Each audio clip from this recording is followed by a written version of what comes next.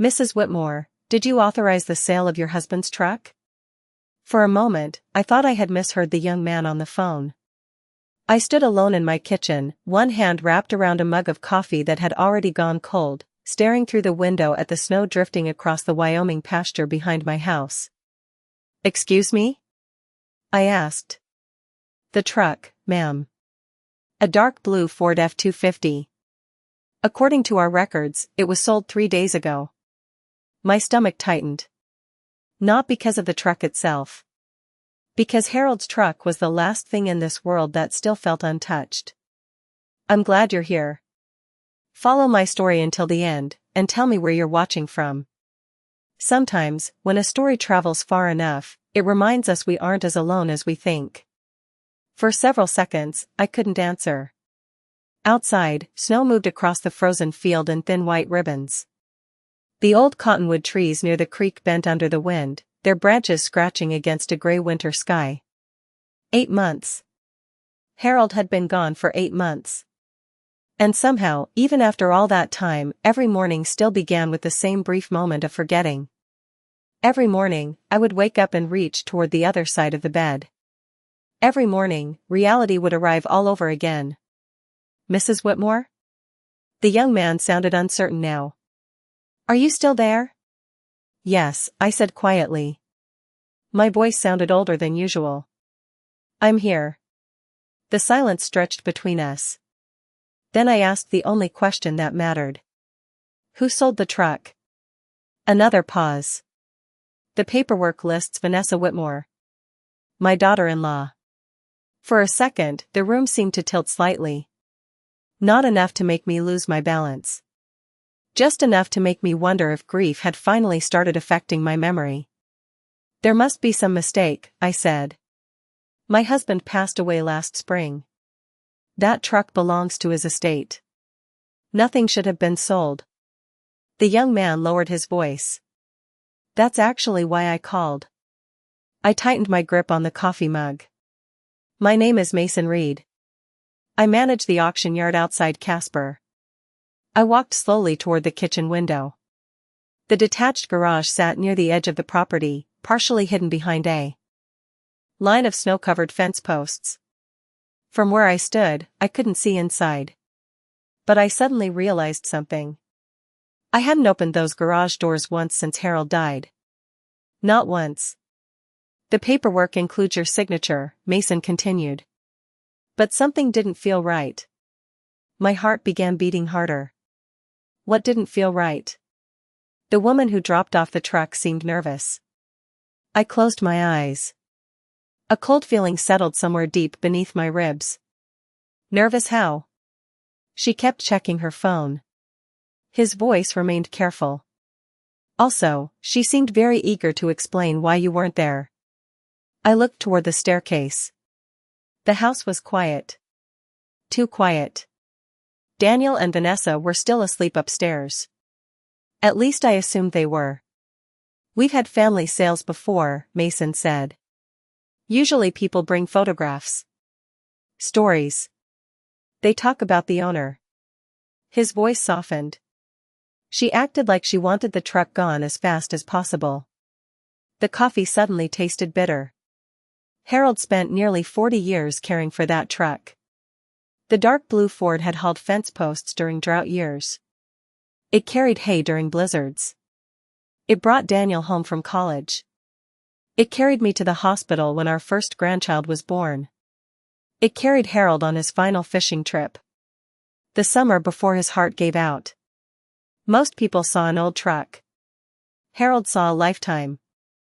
And so did I, Mrs. Whitmore? Yes. I swallowed carefully. Did you actually see the truck? Yesterday morning.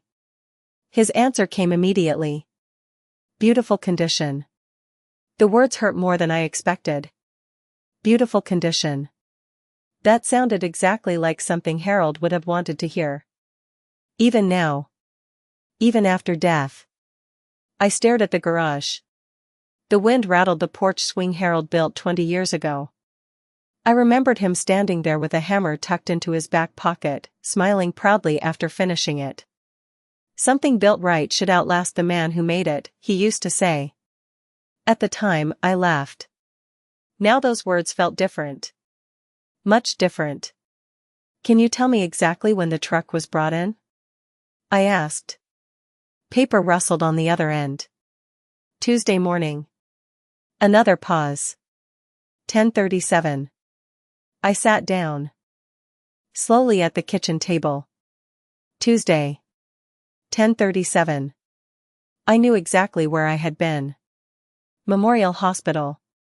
Cardiology. Vanessa had driven me there herself. She insisted. You shouldn't be driving in this weather, she told me while helping me into her SUV. I'll take care of everything. I remembered the warmth in her voice. The concern. The way she held my elbow while we crossed the icy parking lot. The way she bought me coffee afterward. The way she smiled. A smile that suddenly looked very different in my memory. I felt sick. Not physically. Emotionally. The kind of sickness that begins when a puzzle piece finally clicks into place. Several things flashed through my mind at once. Missing bank statements. Insurance letters that disappeared before I could read them. Harold's office being reorganized without my permission. Vanessa insisting she should help manage paperwork because I had so much to deal with. At the time, it all sounded reasonable. Compassionate, even. Now I wasn't so sure. I thanked Mason and wrote down his number on the back of a grocery receipt. When the call ended, the kitchen fell silent. The old clock above the stove ticked steadily. Tick. Tick. Tick. Harold bought that clock during our second year of marriage. After he died, I considered taking it down. The sound kept me awake at night. But eventually I left it where it was. Because some silences are worse than noise. I sat there for a long time. Watching snow move across the pasture. Listening to the clock. Thinking about signatures. Thinking about trust. Thinking about how quickly a person's understanding of their own family can begin to unravel. Upstairs, a floorboard creaked. Then another. Someone was awake. A few moments later, I heard footsteps. Vanessa appeared in the kitchen doorway wearing one of Daniel's oversized sweatshirts. Her blonde hair was tied back neatly. She looked rested. Comfortable. Safe. Good morning, she said with a smile. Who was on the phone? I looked at her. Really looked at her. For months, I had seen a daughter-in-law helping a grieving widow. For the first time, I wondered if I had been seeing exactly what she wanted me to see. Nobody important, I answered. The lie felt strange. I've never been very good at lying. Harold used to tease me about that. He claimed my face always told the truth before my mouth could. Vanessa opened the refrigerator. Daniel is heading into town later. She grabbed almond milk. I told him I could pick up your prescriptions if you need anything. I watched her carefully. Her posture. Her expression. The easy confidence. The complete absence of guilt. That's thoughtful, I said. She smiled. We're family, Margaret. Family. The word lingered in the room long after she said it. Family. For 70 years, that word meant safety to me. Sacrifice. Loyalty. Protection. But sitting there at that kitchen table, with snow falling beyond the windows and Harold's truck suddenly missing from my life, I felt something I hadn't felt before. Doubt. Small at first. Quiet. But growing. Because deep down, a question had already taken root. If Vanessa could sell Harold's truck without telling me, what else had she been doing while I was grieving? And for the first time since my husband died, I realized I needed an answer. No matter how painful it turned out to be. The strange thing about grief is that it rarely arrives all at once. People imagine it as a storm. A funeral. A cemetery. A final goodbye. But most of the time, grief arrives in small ordinary moments. An empty chair. A second coffee cup that no longer needs washing. A jacket hanging by the back door months after the man who wore it is gone. That morning, after Vanessa left the kitchen, I remained at the table long after my coffee had gone cold. Outside, snow continued drifting across the pasture. The ranch looked exactly the same as it had the day before. The same barn. The same fences. The same frozen creek winding through the property. The same detached garage standing near the edge of the field. Yet somehow everything felt different. Because once doubt enters a home, nothing looks quite the same again. I stared toward the garage. Toward the place where Harold's truck should have been. And for the first time, I asked myself a question I should have asked months ago. When had I stopped paying attention? The answer hurt. It happened after Harold died. The funeral had been beautiful. Cold. But beautiful. People came from 3 different counties to pay their respects. Neighbors. Ranchers. Old fishing buddies. Men who hadn't seen Harold in years but still drove hours through Wyoming snow because that was the kind of man he had been. The church overflowed. Flowers covered nearly every available surface. 4 days afterward, lilies filled the house. Harold hated lilies.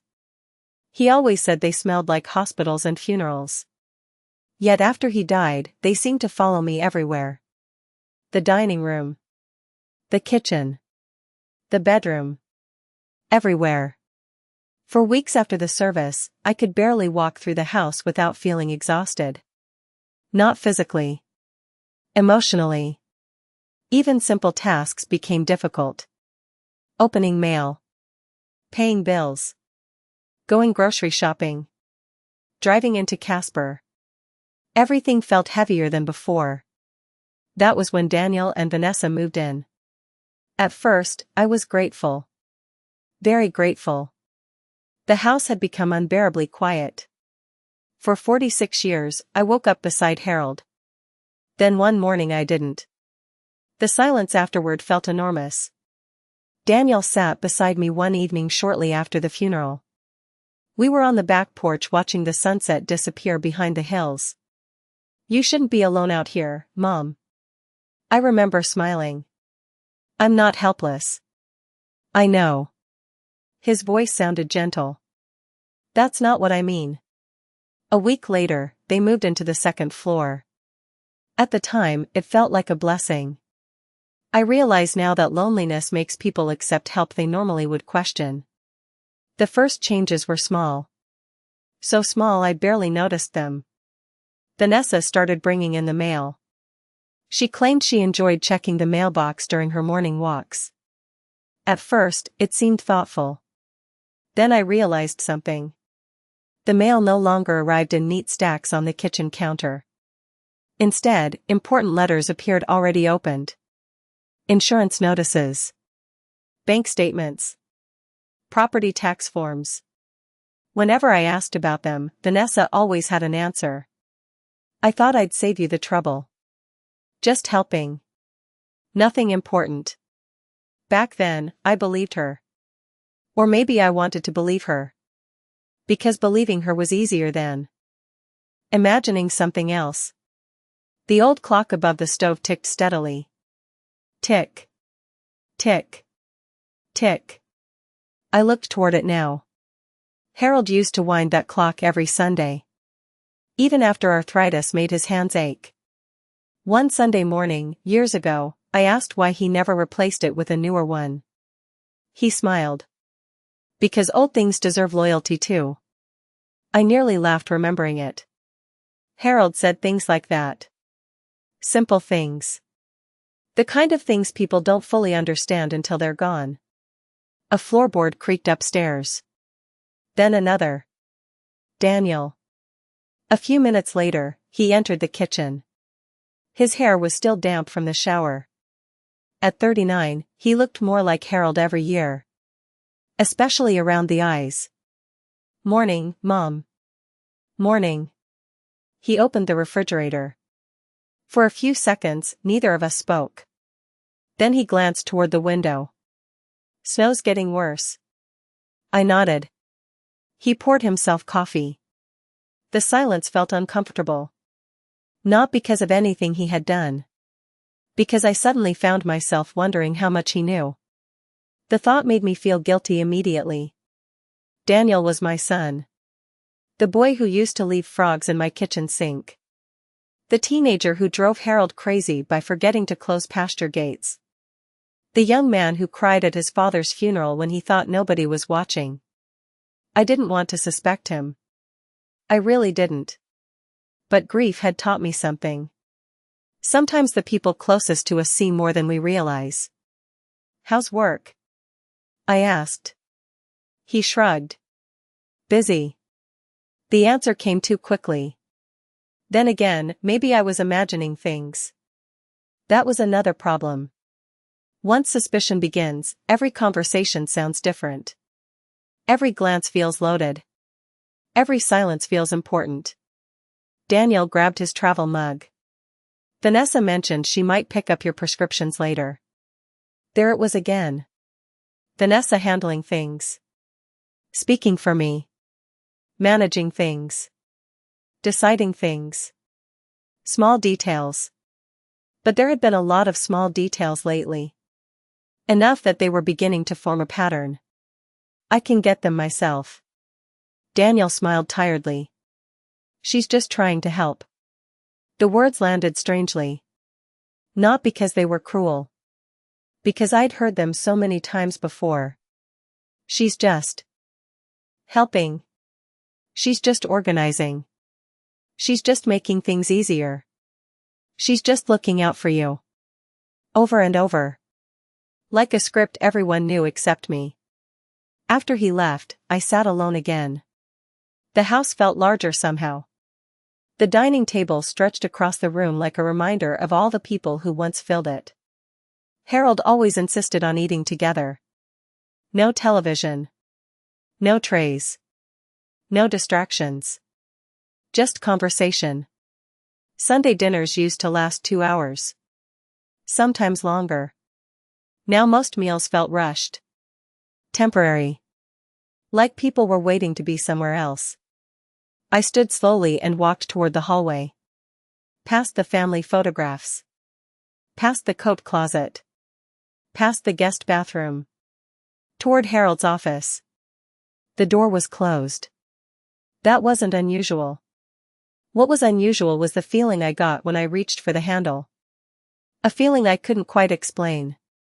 I opened the door. The room smelled faintly of dust, leather, and old paper. Sunlight filtered through the blinds. Harold's chair remained behind the desk. His reading glasses sat exactly where he left them. For a moment, the sight nearly brought me to tears. Then I noticed something else. One of the filing cabinet drawers wasn't fully closed. Just slightly. Barely noticeable. But enough. I stared at it. A small detail. Another small detail. Lately there seemed to be a lot of those. And somewhere deep inside me, beneath the grief and loneliness and winter exhaustion, a quiet realization was beginning to form. The missing truck might not be the real story. It might simply be the first thing I noticed. And that possibility frightened me far more than the truck ever could. Because if someone had been taking pieces of Harold's life without my knowledge, how many pieces were already gone? I stood alone in the doorway of his office. Listening to the house settle around me. Listening to the wind outside. Listening to the old clock ticking in the kitchen. And for the first time since Harold died, I felt something stronger than grief. I felt the need to know the truth. No matter where it led. Even if it led directly into my own family. I stood in Harold's office for a long time that morning. The filing cabinet drawer remained slightly open. Nothing dramatic. Nothing obviously wrong. Just enough to bother me. The kind of detail most people would overlook. The kind Harold never would have. I walked across the room and pulled the drawer open. Inside were dozens of neatly labeled folders. property taxes, livestock records, insurance documents, equipment maintenance. Harold believed in paperwork. Memory fades, he used to say. Paper doesn't. I smiled sadly at the thought. Then I began flipping through the files. At first, everything looked normal. Then I noticed gaps. Small gaps. But gaps nonetheless. A folder labeled vehicle registration was thinner than I remembered. Another marked insurance policies seemed incomplete. I couldn't immediately prove anything was missing. Yet the uneasy feeling returned. The same feeling I'd been experiencing ever since Mason called. Someone had been touching things. Moving things. Changing things. And somehow, I hadn't noticed. I slowly closed the drawer. Maybe I was imagining it. Maybe grief was making me suspicious. Maybe. The word followed me all morning. Maybe. Maybe Vanessa was innocent. Maybe there really had been a misunderstanding. Maybe the truck had simply been moved. Maybe I was becoming one of those older people who saw problems where none existed. The thought stung. More than I wanted to admit. One of my greatest fears wasn't dying. It was becoming unreliable. Forgetting things. Needing other people to explain my own life back to me. Losing confidence in my own memory. After 70 years of independence, that possibility terrified me. By noon, I had convinced myself I was overreacting. By 1 o'clock, I decided to check the garage. Not because I expected to find anything. Because I needed certainty. Outside, the Wyoming wind cut through my coat immediately. Snow crunched beneath my boots as I crossed the yard. The detached garage sat exactly where it always had. Quiet. Still. Ordinary. I remembered the summer Harold built it. Daniel was 14. Too young to be useful. Too old to be supervised. Harold spent 3 weekends pouring concrete while Daniel accidentally dropped tools, misplaced lumber, and complained about the heat. We laughed about it for years afterward. Back then, life felt simple. Not easy. But simple. I reached the garage door and wrapped my hand around the cold metal handle. For a second, I hesitated. My pulse quickened. I didn't understand why. Part of me already knew what I was about to see. The other part refused to believe it. Then I pulled the door open. The space where Harold's truck should have been was empty. Completely empty. The sight hit me harder than I expected. I simply stood there. Looking. Breathing. Trying to accept what my eyes already knew. Gone. The truck was actually gone. Not moved. Not borrowed. Not hidden. Gone. The absence seemed enormous. Louder than any sound. I walked slowly inside. Everything else remained exactly as Harold left it. His fishing rods leaned against the wall. His toolbox sat beneath the workbench. A pair of worn leather gloves rested beside an unfinished crossword puzzle. The same crossword puzzle he'd been working on 2 days before his heart attack. I reached out and touched the gloves. The leather felt stiff from months of disuse. Suddenly, a memory surfaced. The last Sunday before Harold died. The two of us sitting in lawn chairs outside the garage. Harold polishing the truck while teasing me about the way I always cheated at crossword puzzles. You call it cheating. I laughed. I call it being resourceful. His eyes crinkled at the corners. God, I missed that laugh. The grief arrived so suddenly I had to sit down. I lowered myself onto an old stool beside the workbench. The same stool Harold used while washing the truck. For several minutes, I simply stared at the empty space. Then something caught my attention. A set of tire tracks. Faint. Almost erased by drifting snow. But still visible near the garage entrance. I stood again. Slowly. Carefully.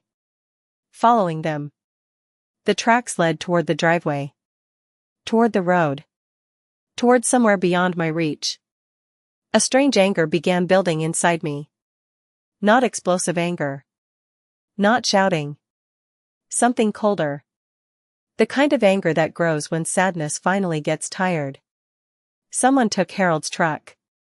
Someone made that decision. Someone watched it leave this property. And nobody told me. The realization hurt more than the loss itself.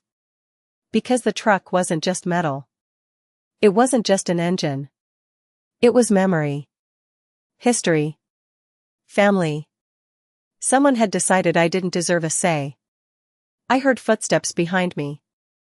I turned. Vanessa stood near the doorway.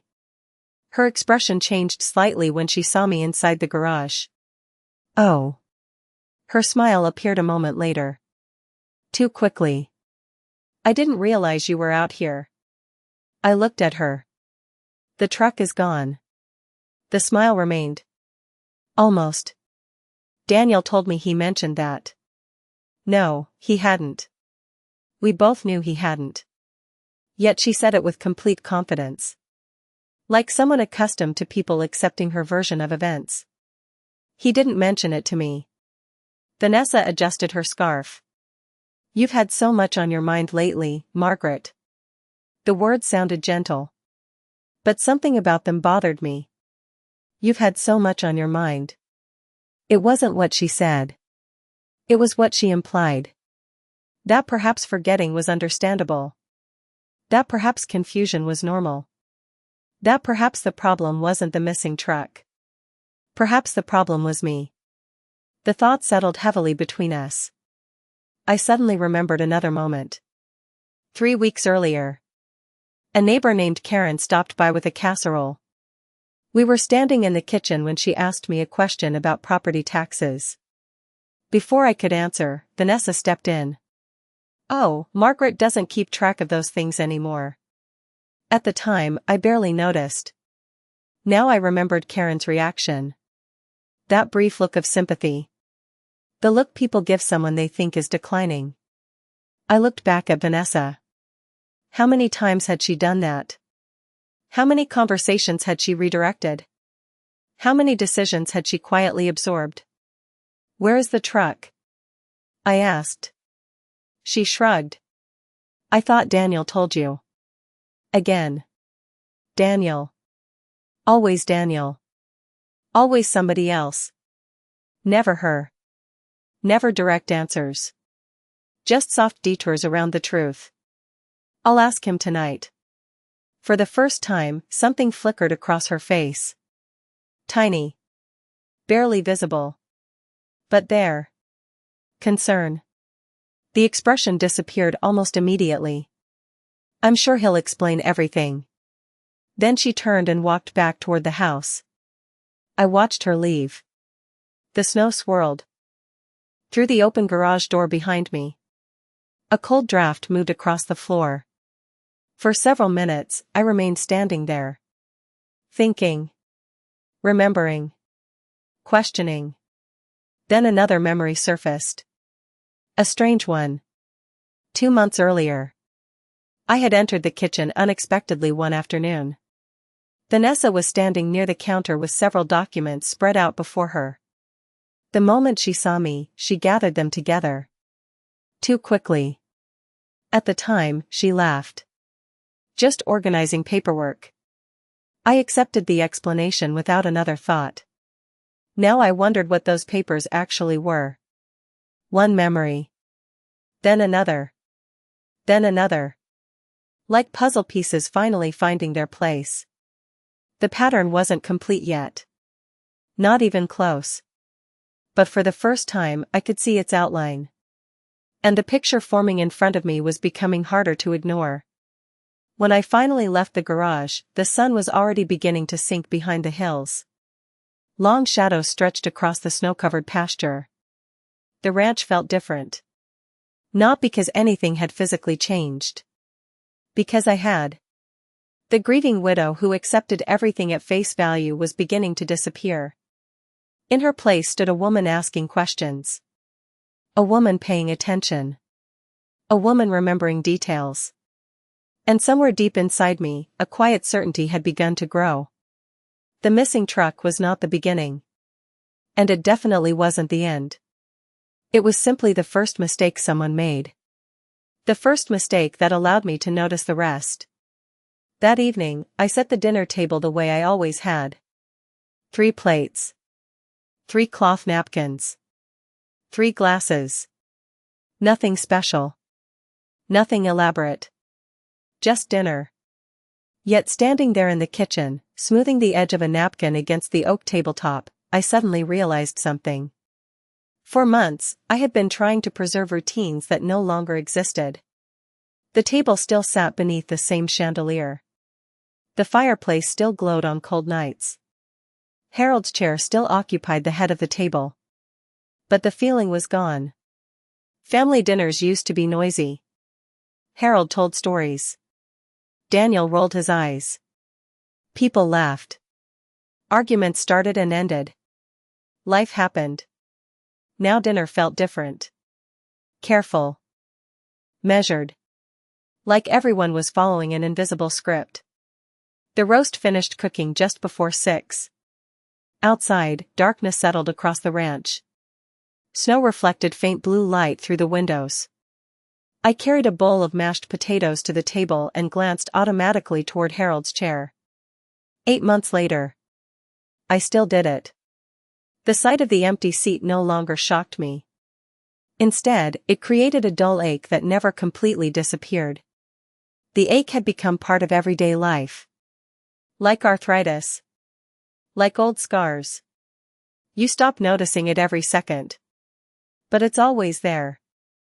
Daniel came downstairs first. He looked tired. Not physically. Emotionally. There were dark circles beneath his eyes. His shoulders seemed heavier than usual. For a moment, I almost asked if something was wrong. Then I stopped myself. Lately, every conversation felt like walking across thin ice. Smells good, Mom. Thank you. He sat down. A few minutes later, Vanessa joined us. Her smile appeared immediately. Perfect. Effortless. The same smile she wore for neighbors. For church events. For social media photographs. The smile everyone trusted. Including me. For a very long time. We began eating. For several minutes, nobody said much. Silverware clinked softly against plates. The grandfather clock ticked from the living room. Wind brushed against the windows. Ordinary sounds. Ordinary evening. At least on the surface. Then Vanessa looked up. I was thinking. My stomach tightened. People rarely announce their thinking unless they want something. We should probably start discussing long-term plans for the ranch. Daniel immediately stared down at his plate. Interesting. Very interesting. I kept my voice calm. What kind of plans? Vanessa sipped water. The property is a lot to maintain. There it was again. The property. Never the ranch. Never Harold's ranch. Never our home. Always the property. A business term. A financial term. Something measurable. Something sellable. It's manageable. Vanessa smiled politely. For now. The room grew quiet. I looked toward Daniel. He still wasn't meeting my eyes. A small detail. But lately, small details seemed to matter. Daniel? I asked. His fork paused. Yeah? Do you think the ranch is becoming difficult to maintain? He hesitated. Only briefly. But long enough. I think Vanessa worries about the future. The answer wasn't really an answer. Vanessa stepped in immediately. Exactly. She smiled again. We're just trying to help. The phrase landed heavily between us. We're just trying to help. I had heard it dozens of times. Maybe hundreds. Suddenly, another memory surfaced. 3 months earlier. I had gone to the bank to deposit a check. The young teller looked confused when I approached. She glanced at her computer screen. Then at me. Then back at the screen. Would you like me to call Vanessa? At the time, I assumed there was some misunderstanding. Now the memory felt different. Why would a bank employee assume Vanessa should speak for me? Another puzzle piece. Another uncomfortable question. I pushed the thought aside and focused on dinner. Vanessa continued speaking. And eventually, it might make sense to simplify things. Simplify? She nodded. Less paperwork. Less responsibility. Her eyes moved briefly toward me. The look lasted less than a second. But I noticed it. The same look Karen gave me weeks earlier. Sympathy. The look people reserve for someone they believe is no longer fully capable. Something cold settled in my chest. Not fear. Recognition. For months, Vanessa had been creating a story. Not publicly. Not dramatically. Quietly. Patiently. A story where she managed things because Margaret couldn't. A story where she handled paperwork because Margaret forgot. A story where she made decisions because Margaret felt overwhelmed. Maybe none of it sounded dangerous individually. Together, it sounded very different. I suddenly remembered a church fundraiser from autumn. One of the women there had smiled kindly and said, "It's wonderful that Vanessa helps you so much now." At the time, I thanked her. Now I wondered what exactly Vanessa had been telling people. The realization made me lose my appetite. Across the table, Daniel finally spoke. "Mom?" I looked up. "You okay?" I forced a smile. "Just tired." Which wasn't entirely a lie. I was tired. Tired of grief. Tired of confusion. Tired of doubting myself. Tired of wondering whether I was imagining things. After dinner, Vanessa gathered plates before I could stand. "I'll take care of everything." Again. Helping. Always helping. I watched her move around the kitchen. Efficient. Confident. Comfortable. Like someone who already felt ownership over the space. Daniel disappeared into the living room. The television came on. For a while, I remained at the table alone. Listening. Thinking. Then I noticed something strange. A cardboard box sitting near the hallway.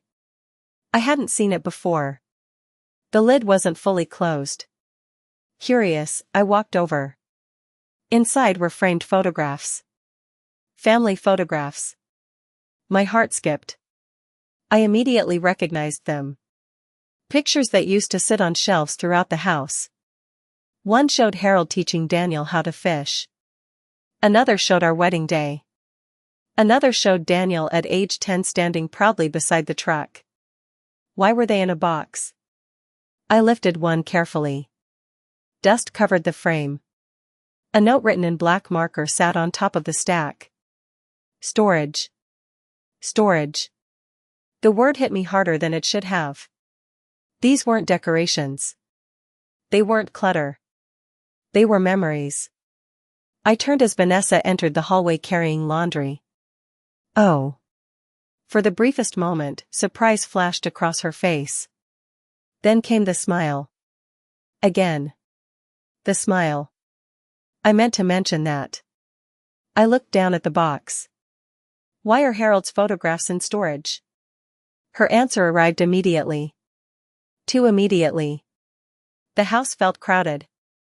Crowded. I stared at her. This ranch had 4 bedrooms. 2 living rooms. A finished basement. An attic. Crowded wasn't the truth. Crowded was the excuse. Harold liked having them displayed. The words escaped before I could stop them. Vanessa shifted uncomfortably. Sometimes it's healthier to move forward. Move forward. The phrase sounded reasonable. thoughtful, even. Yet standing there with Harold's photographs in my hands, I felt something close to anger. Not because she wanted to redecorate. Because she never asked. Nobody asked. The photographs simply disappeared. Just like the paperwork. Just like the truck. Just like so many other things. Removed quietly. Without discussion. Without permission. Without me. Vanessa eventually carried the laundry upstairs. The conversation ended. But the feeling remained. I carefully removed the wedding photograph from the box. Harold looked impossibly young. So did I. I traced the edge of the frame with my thumb. Then I looked around the house. At the walls. At the shelves. At the empty spaces where those photographs once stood. And suddenly I understood something important. The truck wasn't the only thing disappearing. Harold was disappearing. His belongings. His presence. His memory. Piece by piece. And somehow, every missing piece seemed connected to the same person. The thought followed me upstairs that night. Followed me into bed. Followed me into the darkness. Outside, Wyoming wind rattled the windows. The ranch settled around me with familiar creaks and groans. I stared at the ceiling. Unable to sleep. Unable to stop thinking. Eventually, near midnight, I heard something. A floorboard. Then another. Slow footsteps moving through the hallway. Not Daniel. Too light. Too careful. Vanessa. I sat up slightly. Listening. The footsteps continued. Past the guest room. Past the bathroom. Toward Harold's office. Then silence. Complete silence. For nearly a minute. Followed by the faint sound of a drawer opening. My heartbeat quickened. The house returned to stillness. Yet I remained awake. Staring into the darkness. Listening. Because for the first time since Mason's phone call, I no longer felt uncertain. Someone was searching for something. And deep down, I was beginning to suspect exactly who. I didn't sleep much that night. Every time I closed my eyes, I saw the box labeled storage. Harold's photographs stacked inside like forgotten belongings from a stranger's estate. The image stayed with me. Not because of the photographs themselves. Because nobody had asked me. That was becoming the pattern. Not arguments. Not confrontations. Decisions. Quiet decisions made without me. By the time dawn arrived, I was already awake. The Wyoming sky beyond my bedroom window glowed pale gray. Snow still covered most of the pasture, though a few patches of brown grass had begun showing through near the fence line. I sat on the edge of my bed for several minutes before standing. The house remained silent. Daniel and Vanessa were still asleep. For the first time in months, I felt grateful for the silence. Lately silence seemed more honest than conversation. I dressed slowly and made my way downstairs. The old clock above the stove read 5:42. The same clock Harold wound every Sunday. The same clock that seemed louder these days. Tick. Tick. Tick. I poured coffee and sat at the kitchen table. Then I did something I hadn't done in nearly 6 months. I opened the household bills myself. The stack sat untouched near the refrigerator. Normally Vanessa sorted them. Organized them. Explained them. Helped with them. That word again. Helped. I opened the electric bill first. Nothing unusual. Then propane. Then property taxes. Then a bank statement. I frowned. The envelope had already been opened. The paper inside had been folded differently. Not by me. I studied it carefully. The account balance looked lower than expected. Not dramatically. But enough to make me pause. I checked the previous month's statement. Then the month before that. Something felt wrong. Not missing money exactly. More like missing information. Transfers. Automatic withdrawals. Payments I didn't immediately recognize. My chest tightened. For years, Harold handled most of the ranch finances. Not because I couldn't. Because we divided responsibilities. When he died, I inherited everything. The accounts. The property. The responsibility. The problem was that grief had made me careless. Not irresponsible. Just tired. Tired enough to trust other people. I suddenly remembered something Harold once told me. We were sitting on the porch after supper.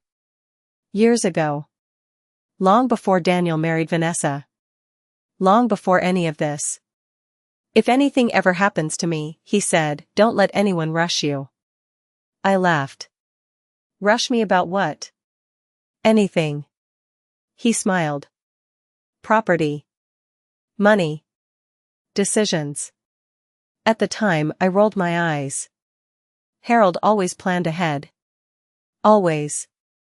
Now I wished I had listened more carefully. A floorboard creaked upstairs. Then another. I quickly stacked the papers.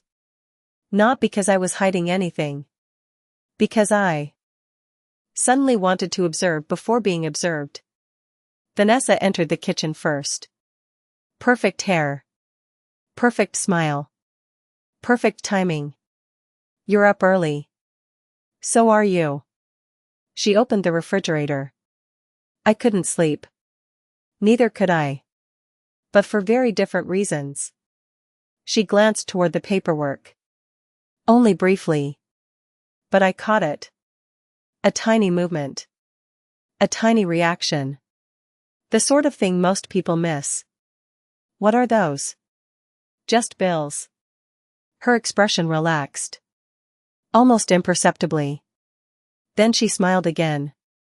The smile bothered me more every day. Not because it was fake. Because it had become impossible to tell when it was real. A few minutes later Daniel joined us. Coffee. Weather. Work. The conversation remained comfortably superficial. Exactly the way people speak when deeper topics are waiting nearby. I watched them carefully. Not like a detective. Like a mother. Like a woman trying to understand what was happening inside her own family. Then something unexpected happened. Daniel's phone rang. He glanced at the screen. Immediately looked uncomfortable. Everything okay? Vanessa asked. Too quickly. Daniel hesitated. Yeah. Not convincing. He stood and walked toward the hallway. The moment he disappeared, Vanessa's attention followed him. Concern appeared on her face. Real concern. Not performance. Interesting. Very interesting. The call lasted less than 2 minutes. When Daniel returned, he looked pale. Not dramatically pale. Just enough. What happened? Vanessa asked. He sat down slowly. Nothing. Another lie. A poor one. The room grew quiet. Then he changed the subject. Too fast. Far too fast. The entire exchange lasted maybe 60 seconds. Yet it lingered in my mind long afterward. Because something about it felt familiar. People hiding problems often speak exactly that way. Avoiding. Redirecting. Minimizing. The rest of the morning passed uneventfully. At least until noon. That's when another puzzle piece appeared. I was organizing kitchen drawers when the phone rang. The caller ID displayed First Wyoming Insurance. I answered immediately. The woman on the line sounded cheerful. Good afternoon, Mrs. Whitmore. Good afternoon. I'm calling regarding the ownership verification form we sent last month. My stomach tightened. What verification form? Silence. The representative sounded confused. The form concerning the truck. The truck. Immediately. Always the truck. I never received a form. Another pause. Paper shuffling. Then the woman spoke carefully. That's strange. My pulse quickened. Why? According to our records, we discussed it with Vanessa Whitmore. The kitchen suddenly felt colder. When? Several weeks ago. Several weeks. I gripped the edge of the counter. What exactly was discussed? The woman hesitated. I probably shouldn't provide details over the phone. Of course. Policies. Procedures. Rules. I understood. Yet one fact already mattered. Vanessa had spoken with the insurance company. About Harold's truck. Weeks before it disappeared. Weeks. Not days. Weeks. The realization hit me like ice water. This wasn't impulsive. This wasn't sudden. This wasn't somebody making a poor decision during financial stress. This was preparation. Planning. The representative eventually apologized and ended the call. I remained standing there long afterward. Thinking. Breathing. Trying to remain calm. Then another memory surfaced. Late autumn. I had entered Harold's office unexpectedly. Vanessa was sitting at his desk. A folder open before her. She looked startled when she saw me. Almost guilty. Just helping organize things. Again. Always the same explanation. Back then, I accepted it. Now the memory felt entirely different. The front door opened around 3 o'clock. I looked up from the kitchen window. A silver sedan pulled into the driveway. Karen. My neighbor. The same neighbor who brought the casserole. A few minutes later she stepped inside carrying a container of homemade soup. Thought you might like this. I smiled. Thank you. We sat together at the kitchen table. For a while we discussed weather. Church. Road conditions. Normal things. Then Karen hesitated.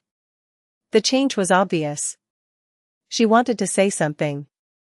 Wasn't sure whether she should. Finally she sighed. Margaret, can I ask you something? Of course. Karen looked uncomfortable. Genuinely uncomfortable. The kind of discomfort honest people feel before delivering unpleasant information. She folded her hands together. Please don't take this the wrong way. Immediately, my stomach tightened. I'll try not to. Karen looked down. Then back at me. Several people in town seem to think you're having memory problems. For a moment, I couldn't speak. Not because I was shocked. Because I wasn't. Not really. Somewhere deep down, I already knew. I had felt it. Seen it. Heard it in people's voices. The sympathy. The assumptions. The careful explanations. The way people sometimes repeated themselves unnecessarily. Karen continued carefully. Vanessa mentioned you'd been struggling since Harold passed. The words landed heavily. Not because they were cruel. Because they were effective. A grieving widow. An aging woman. A large ranch. Paperwork. Confusion. The story practically wrote itself. I stared out the kitchen window toward the distant garage. Toward the place where Harold's truck should have been. Toward the place where everything seemed to begin. Or maybe not begin. Maybe reveal itself. Karen reached across the table and squeezed my hand. For the first time in weeks, someone looked directly at me. Not with pity. Not with caution. With concern. Real concern. Margaret, she said softly. I don't think you're confused. The simple sentence nearly broke my heart. Because I suddenly realized how long it had been since anyone said something like that. How long it had been since anyone treated me as the authority over my own life. After Karen left, I sat alone at the table until sunset. The house grew darker around me. The old clock continued ticking. The snow outside reflected fading light. And little by little, a terrible realization settled into place. Someone hadn't just taken Harold's truck. Someone had been quietly taking my credibility. And if I didn't stop it soon, people might believe the story they were creating more than the truth. After Karen left, I remained at the kitchen table until the last light disappeared from the pasture. The house felt unusually quiet. Not peaceful. Watchful. Like something had shifted. The conversation kept replaying in my mind. Several people in town think you're having memory problems. I should have been angry. Instead, I felt something worse. Embarrassment. Not because I believed it. Because I realized how easily other people might. I was 70 years old. A widow. Living on a large ranch. Recently grieving. To outsiders, the story made sense. Too much sense. That realization followed me into the evening. It followed me through dinner. It followed me while I washed dishes after Daniel and Vanessa disappeared upstairs. And it followed me later, when I stood alone in front of the hallway mirror. For a long time, I simply stared at my reflection. The woman looking back at me seemed older than she had a year ago. Not dramatically. Just tired. There were more lines around my eyes. More silver in my hair. A slight hesitation when I moved my left shoulder. Age leaves fingerprints. Little reminders. Tiny changes that accumulate quietly. I touched the edge of the mirror frame. Then I asked myself something I hadn't allowed myself to ask before. What if they were counting on those changes? The thought sent a chill through me. Because suddenly everything felt connected. The missing truck. The insurance calls. The opened mail. The comments from neighbors. The photographs disappearing into storage. One by one, they painted the same picture. Not of a woman being robbed. Of a woman being gradually removed from her own authority. The realization made it impossible to sleep. Around midnight, I went downstairs and made tea. The ranch settled around me with familiar creaks and groans. Wind brushed against the windows. The grandfather clock continued its steady rhythm. Tick. Tick. Tick. I carried my tea into Harold's office. For the first time in months, I sat in his chair. The leather creaked softly beneath me. His desk lamp still worked. His reading glasses still rested beside an old yellow notepad. For a moment, grief tightened my throat. Then I noticed something. A notebook. Small. Black. Half hidden beneath a stack of cattle receipts. I frowned. I didn't remember seeing it before. Curious, I picked it up. The first page immediately made my heart ache. Harold's handwriting. Strong. Steady. Familiar. Most of the notebook contained ordinary ranch notes. Equipment repairs. Feed deliveries. Fence maintenance. Nothing unusual. Then I reached an entry dated approximately 6 months before his death. The words stopped me cold.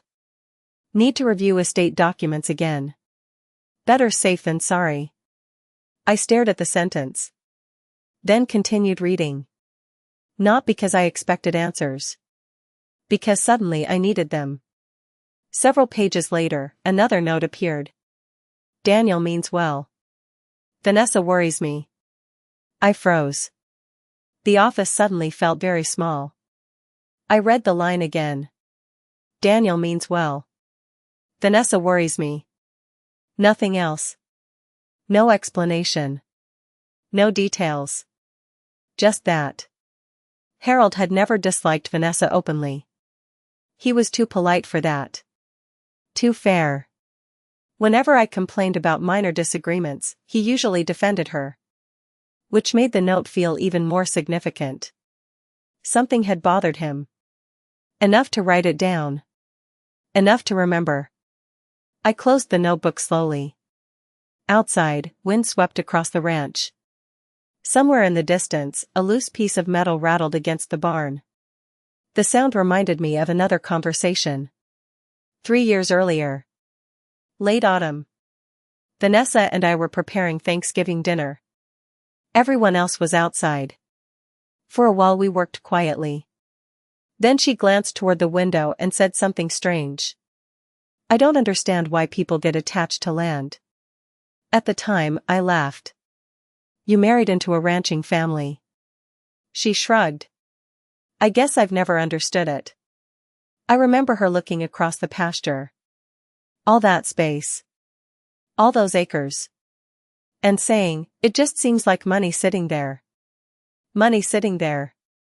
Not history. Not sacrifice. Not home. Money. Back then, I dismissed the comment. Now I wasn't so sure. The next morning, I woke exhausted. Yet oddly focused. For weeks, maybe months, I had reacted to events. Now I wanted information. Real information. After breakfast, I drove into Casper. Alone. I didn't tell Daniel. I certainly didn't tell Vanessa. The roads were still lined with snow. The sky hung low and gray above the highway. Harold loved drives like this. He used to say Wyoming taught patience because there was nothing to do except keep moving forward. The bank sat downtown. A modest brick building I'd used for years. Walking inside felt strangely nerve-wracking. Not because of the bank itself. Because I suddenly didn't know what I would find. A young employee greeted me. Then paused. Recognition appeared immediately. Mrs. Whitmore. There it was again. That expression. Friendly. But cautious. The same expression people use around someone they think needs help. My stomach tightened. I'd like to review some account activity. The young man smiled politely. Of course. A few minutes later, I sat with a branch manager named Susan. She had known Harold for years. That helped. A lot. We reviewed statements together. Transfers. Automatic payments. Account authorizations. Most looked legitimate. Then I noticed something. A secondary contact authorization. My pulse quickened. What's this? Susan leaned forward. Oh. She looked surprised. Vanessa Whitmore. I stared at the page. Her name. Printed clearly. Authorized contact. Not owner. Not beneficiary. But close enough to access information. When was this added? Susan checked. My stomach dropped. 4 months ago. 4 months. I tried to remember signing anything. Nothing came to mind. Susan must have noticed my expression. Is something wrong? I forced a smile. No. But something was definitely wrong. Because I suddenly remembered the exact week. 4 months ago was shortly after my hospital visit. Shortly after Vanessa offered to help organize paperwork. Shortly after several forms appeared on the kitchen table waiting for signatures. Insurance documents. Medical forms. Routine things. At least that's what I thought they were. I looked at the authorization again. Then at Susan. Can you tell me who submitted this? The answer came immediately. Vanessa brought it in. A cold feeling spread through my chest. Not panic. Confirmation. The difference matters. Panic comes from uncertainty. Confirmation comes when uncertainty disappears. I left the bank carrying copies of several documents. Nothing explosive. Nothing dramatic. Yet enough. Enough to prove something important. Vanessa wasn't simply helping. She had been positioning herself. Step by step. Piece by piece. Quietly.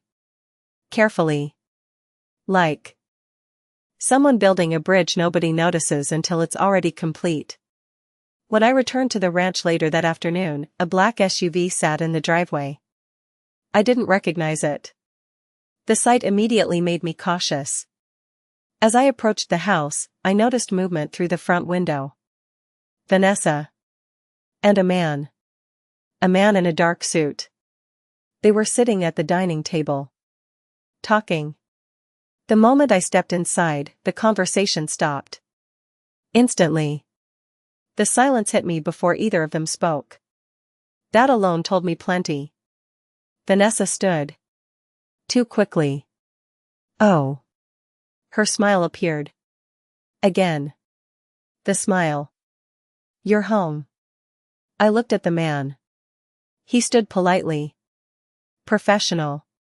Controlled. A leather briefcase rested beside his chair. This is Greg. Vanessa's voice sounded slightly strained.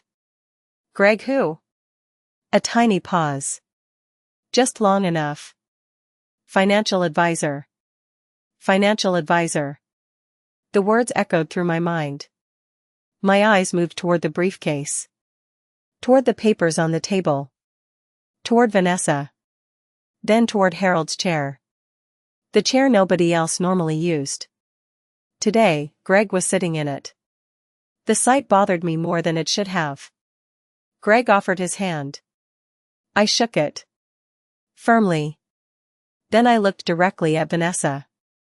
What exactly are you discussing? For the first time in weeks, her smile slipped. Only for a second. But long enough. Long enough for me to see something underneath. Not confidence. Not concern. Fear. And in that moment, I knew one thing for certain. I was finally getting close to whatever she had been trying so hard to hide. For several seconds, nobody spoke. The silence itself felt like an answer. Greg stood beside the dining table with one hand resting lightly on his briefcase. Vanessa remained near the kitchen island, her smile frozen somewhere between polite and nervous. I looked at the papers spread across the table. Most had been turned upside down. A small detail. But lately, I had learned to pay attention to small details. What exactly are you discussing? I repeated. Greg glanced briefly at Vanessa. The look lasted less than a second. Yet it told me everything I needed to know. People exchange that look when they are deciding how much truth to reveal. Nothing unusual. Vanessa said quickly. Too quickly. Greg was just reviewing some long-term planning options. Long-term planning. Another phrase. Another harmless-sounding phrase. The sort people use when they don't want to explain what they're actually doing. I set my purse down slowly. Planning for what? This time Greg answered. His voice was calm. Professional. We were discussing estate efficiency. The words landed heavily. Estate. Efficiency. Two more words Harold never would have used when talking about this ranch. Because to Harold, it wasn't an estate. It was home. The distinction mattered. More than most people realize. I walked toward the table. The closer I got, the more uncomfortable Vanessa seemed. Interesting. Very interesting. One document had not been turned over completely. A corner remained visible. Just enough. I caught a glimpse of something. Property evaluation. My stomach tightened. Greg noticed immediately and slid the paper beneath another file. The movement was smooth. Practiced. Which somehow made it worse. Margaret, Vanessa said softly, we didn't want to overwhelm you. There it was again. The same pattern. The same assumption. The same subtle positioning. Not asking. Not informing. Deciding. Then explaining afterward. As though my role in my own life had become optional. I looked directly at her. What exactly didn't you want to overwhelm me with? The room fell silent again. Vanessa opened her mouth. Closed it. Then tried a different approach. You've been through so much. The words sounded sympathetic. compassionate, reasonable. But something inside me finally snapped. Not loudly. Not dramatically. Quietly. Like an old rope that had been fraying for months. "I buried my husband," I said. My voice remained calm. "I've managed this ranch for nearly 5 decades. I looked at the papers. Then back at her. "I think I can survive a conversation." For the first time, Greg looked uncomfortable. Good. He should have. Because suddenly the situation sounded exactly as strange as it actually was. A financial advisor sitting in my house. Discussing my property. Without me. The absurdity became impossible to ignore. Vanessa folded her arms. A defensive gesture. The first genuinely honest body language I had seen from her all day. We were only trying to help. I almost laughed. Not because it was funny. Because I had heard that sentence so many times it no longer sounded like language. It sounded like camouflage. The discussion ended shortly afterward. Greg left first. As he walked toward the door, he shook my hand politely. His grip tightened slightly. Not enough for anyone else to notice. Enough for me. People communicate a great deal without words. His expression suggested something unusual. Almost apologetic. Almost. Then he was gone. His SUV disappeared down the driveway. The ranch returned to silence. But not the comfortable kind. The tense kind. The kind that arrives after masks begin slipping. Vanessa disappeared upstairs. Daniel wouldn't be home for another hour. For the first time all day, I was alone. I immediately returned to the dining table. The papers were gone. Every single one. Of course they were. Yet something else remained. A legal pad. Blank except for a few handwritten notes near the bottom. I leaned closer. Most of the writing had been crossed out. Only fragments remained visible. Property transfer. Shared ownership. Asset protection. I stared at the words. Shared ownership. A strange phrase. Particularly because Harold's estate had already been settled. There was nothing uncertain about ownership. The ranch belonged to me. Legally. Completely. So why discuss shared ownership? Unless someone wanted that to change. A cold feeling settled into my chest. Outside, wind pushed snow across the pasture. The garage stood in the distance. Empty. Silent. Watching. For a moment, I remembered something Harold once said. Years ago. A neighboring ranch had been sold after the owner's death. The children fought over land. Money. Equipment. Everything. Afterward, Harold sat on the porch and shook his head.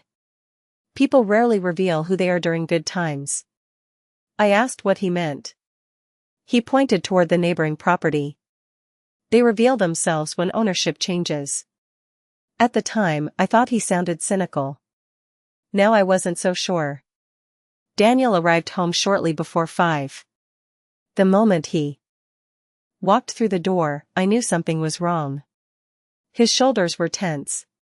His expression distracted. And he still avoided eye contact more often than he used to. Long day? He nodded. Something like that. The answer felt familiar. Everyone seemed to be speaking in partial sentences lately. Pieces instead of truths. I waited until dinner. Then I asked. Who is Greg? The effect was immediate. Daniel froze. Only for a second. But long enough. The reaction confirmed something important. He knew exactly who Greg was. Across the table, Vanessa looked down at her plate. The movement appeared casual. It wasn't. Financial advisor, Daniel said. I figured that much. Silence. Then I asked the question neither of them wanted. Why is a financial advisor discussing my ranch? The room became very still. Wind rattled the windows. The grandfather clock ticked steadily from the living room. Nobody spoke. Then Daniel sighed. A tired sound. A defeated sound. Finally, he looked directly at me. For the first time in weeks. "Mom." His voice cracked slightly. And suddenly I realized something. Daniel wasn't simply hiding information. He was struggling. Really struggling. The realization hurt. Because I loved my son. And because I could see how trapped he felt. "Mom, Vanessa's business isn't doing well." The words landed heavily. Across the table, Vanessa immediately stiffened. Daniel continued. "Actually, it's doing very badly." Nobody moved. Nobody interrupted. The truth had finally entered the room. Small. Fragile. But present. "How badly?" I asked quietly. Daniel rubbed his forehead. "Credit cards." His voice sounded exhausted. "Loans." My stomach tightened. He swallowed hard. "Collection notices." Vanessa stared at her plate. Her jaw tightened visibly. The room felt smaller. Colder. More honest. "How much?" I asked. Neither of them answered immediately. Then Daniel whispered, "A little over $60,000. The number seemed to echo through the kitchen. 60,000. I thought about Harold repairing fences during blizzards. Working weekends. Skipping vacations. Building this ranch $1 at a time. $60,000. The silence stretched. Finally, Vanessa looked up. For the first time since this started, there was no smile. No performance. No carefully managed expression. Only frustration. Raw. Visible. "You don't understand." I met her eyes. "No." My voice remained calm. "I don't." The honesty caught her off guard. She blinked. Then laughed bitterly. "Exactly." The word escaped before she could stop it. Exactly. For months, maybe years, resentment had been growing beneath the surface. Now I could finally see it. Not greed alone. Resentment. Toward the ranch. Toward Harold. Toward me. Toward everything she believed stood between her and the life she wanted. Daniel closed his eyes briefly. The gesture broke my heart. Because suddenly I understood something else. My son wasn't the architect. He was caught inside the architecture. Weak. Confused. Trying to keep peace between impossible sides. That didn't excuse anything. But it explained more than I wanted it to. After dinner, Vanessa disappeared upstairs. Daniel remained behind. Neither of us spoke for a long time. Finally, he looked toward the dark window. Then toward the empty place where Harold's truck should have been. And quietly asked the question I had been asking myself for days. "Mom." He hesitated. What if the truck wasn't the first thing she sold? The room fell completely silent. Because for the first time since Mason's phone call, a new possibility appeared. One even worse than the missing truck. What if we were already too late? And what if Harold had seen the danger long before either of us did? That night, I couldn't stop thinking about what Daniel had said. What if the truck wasn't the first thing she sold? The question followed me upstairs. It followed me into the darkness. It followed me long after the house fell silent. Outside, snow drifted across the pasture beneath a pale moon. The ranch looked peaceful. Almost beautiful. But appearances had become difficult for me to trust. Because that was exactly how Vanessa operated. Everything looked normal. Until you looked closer. Around 2 a.m, I gave up trying to sleep. The old house creaked softly around me. Wind brushed against the siding. Somewhere downstairs, the Grandfather clock continued marking time. Tick.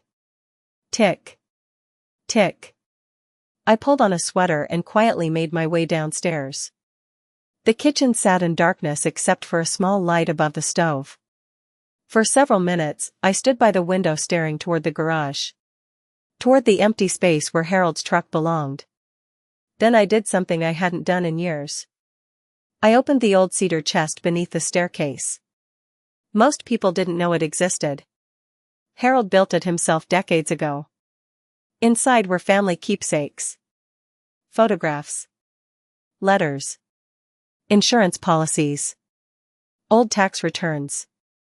Documents Harold considered too important to lose. He never trusted computers completely. Electricity goes out, he always said. Paper stays. I smiled despite myself. Then I started searching. Carefully. Methodically. Folder after folder. Year after year. At first, I found nothing useful. Then, near the bottom, I discovered an envelope I didn't recognize. My name was written across the front in Harold's handwriting. Margaret. My heart began beating faster. I opened it carefully. Inside was a single sheet of paper. Not a will. Not a legal document. A letter. Short. Simple. Written less than a year before Harold died. I sat down immediately. My hands trembled as I began reading. If you're reading this, it probably means I'm no longer around to explain things myself. The words blurred briefly. I blinked hard. Then continued. You know I worry too much. You've told me that for 46 years. A small laugh escaped me. That sounded exactly like Harold. Maybe I'm wrong. I hope I am. The next line made my stomach tighten. But if anything ever feels rushed, pressured, or hidden from you, slow everything down. I read it twice. Then a third time. People make mistakes when they're grieving. Good people. Smart people. Honest people. Grief makes us tired. My eyes filled with tears. Because he understood me. Even now. Even after death. Harold understood exactly how vulnerable grief could make a person. The final paragraph was short. Trust your memory more than other people's explanations. You've always been stronger than you think. I lowered the letter. For several seconds, I simply sat there. Listening to the silence. Then I folded the paper carefully and slipped it into my sweater pocket. Something about the letter changed me. Not dramatically. Not instantly. But enough. Enough to remind me that I wasn't imagining things. Enough to remind me that my instincts mattered. Enough to remind me that grief and confusion were not the same thing. The next morning, I woke with a strange sense of purpose. The feeling surprised me. For weeks, I had reacted. Now I wanted answers. Real answers. Not explanations. Not reassurances. Facts. Daniel left early for work. Vanessa stayed upstairs longer than usual. As soon as I heard her shower running, I walked directly into Harold's office. The filing cabinet stood exactly where it always had. But this time I knew what I was looking for. Property records. Vehicle records. Insurance files. Anything connected to ownership. I opened the bottom drawer. The same drawer I noticed several days earlier. And immediately saw something different. A gap. Not a vague feeling.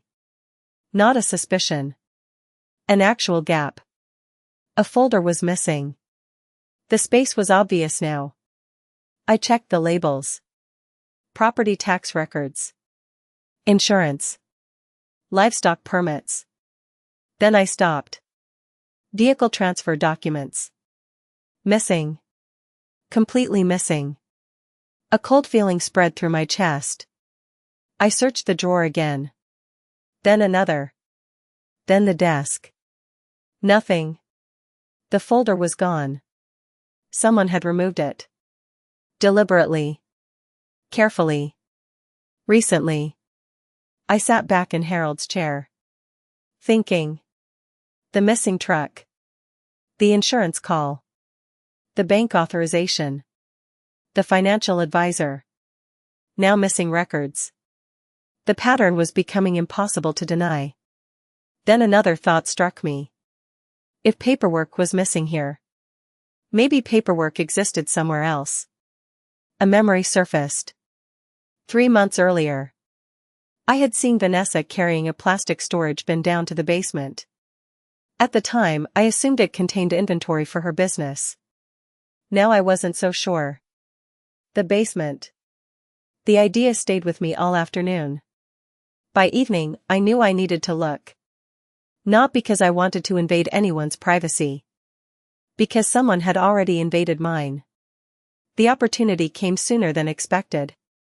That night, Vanessa left for dinner with a friend. Daniel worked late. For the first time in weeks, I had the house entirely to myself.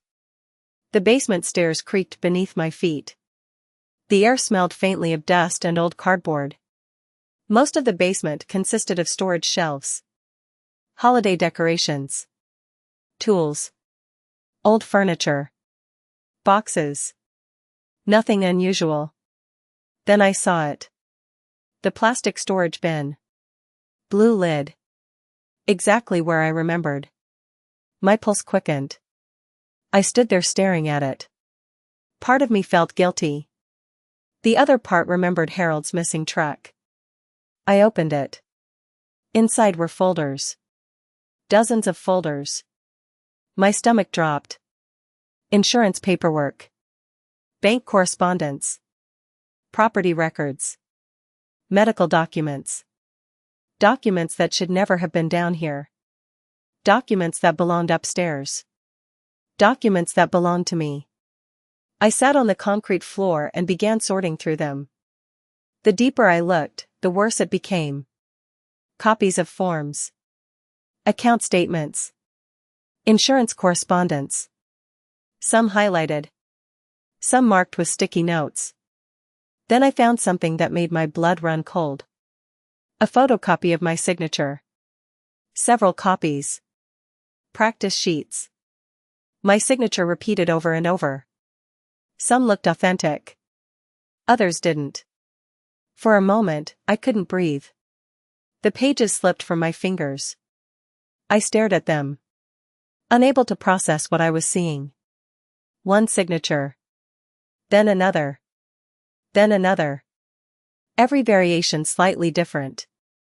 Like someone studying it. Practicing it. Learning it. The room suddenly felt too small. Too quiet. Too cold. I heard my heartbeat in my ears. No. No. Please no. My hands shook as I gathered the papers. Because there was no innocent explanation anymore. No misunderstanding. No confusion. No helping. Only intent. Careful. Deliberate. Intent. I sat there for a long time. Long enough for anger to finally replace disbelief. Not explosive anger. Not revenge. Something colder. Cleaner. The kind that arrives when denial finally dies. When I eventually stood, I carried several documents upstairs. Not all of them. Just enough. Enough to prove what I had found. Enough to protect myself.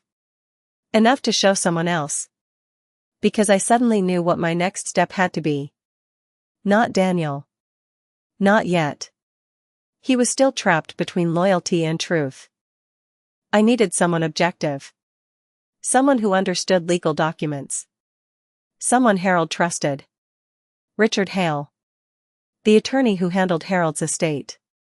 I hadn't spoken to him since the will reading. But tomorrow, that would change.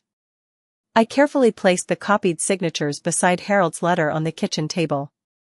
2 pieces of evidence. One from the past. One from the present. Together, they painted a terrifying picture. Outside, wind swept across the ranch. The garage stood silent beneath the moonlight. And for the first time since Mason's phone call, I wasn't asking whether something was wrong. I knew something was wrong. The only question left was how much damage had already been done. And whether I was in time to stop the rest. I barely slept that night. Not because I was afraid. Because I finally had proof. Real proof. And proof changes everything. For weeks, I had been questioning myself. Questioning my memory. Questioning my instincts. Questioning whether grief had distorted my judgment. But grief hadn't created photocopies of my signature. Grief hadn't hidden documents in the basement. Grief hadn't spoken to insurance companies about Harold's truck weeks before it disappeared. Someone had done those things. And for the first time since Harold died, I knew I wasn't imagining it. The next morning, I woke before sunrise. The ranch was silent. A pale blue light stretched across the snow-covered pasture. For a few moments, I stood at the kitchen window with Harold's letter in one hand and a cup of coffee in the other. The garage sat in the distance. Empty. The sight still hurt. But the pain felt different now. Less helpless. More focused. I looked down at Harold's handwriting.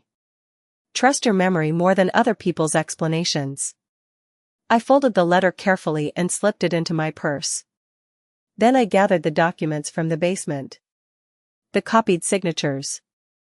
The missing paperwork references. The bank authorization forms. Everything. Today, I was going to see Richard Hale. And this time I wasn't arriving as a grieving widow. I was arriving with questions. Casper looked gray beneath a low winter sky. Traffic moved slowly through slush-covered streets. People hurried between buildings with their collars turned up against the wind. Life continued. It always does. Even when your own world feels like it's coming apart. Richard Hale's office occupied the second floor of an old brick building downtown. The same office where Harold and I sat years earlier while updating our estate plans. The same office where I sat after Harold died while listening to his will. Walking inside felt strangely emotional. Like stepping into a place where my old life still existed. The receptionist recognized me immediately. Mrs. Whitmore. Her smile softened. It's good to see you. I wasn't sure whether that was true. Most people who visited estate attorneys weren't having particularly good days. A few minutes later, Richard emerged from his office. He looked exactly the same. Gray hair. Steady eyes. Calm voice. The kind of man who made people feel less panicked simply by entering the room. Margaret. He shook my hand warmly. How are you holding up? The question almost made me laugh. Not because it was funny. Because I had stopped knowing how to answer it. I'm here, I said. Richard nodded. Like he understood exactly what that meant. Inside his office, I placed the documents on his desk. Then I told him everything. The phone call. The truck. The insurance company. The missing files. The storage bin. The copied signatures. I spoke for nearly 40 minutes. Richard didn't interrupt once. He simply listened. The way good attorneys do. The way Harold used to. When I finally finished, the office fell silent.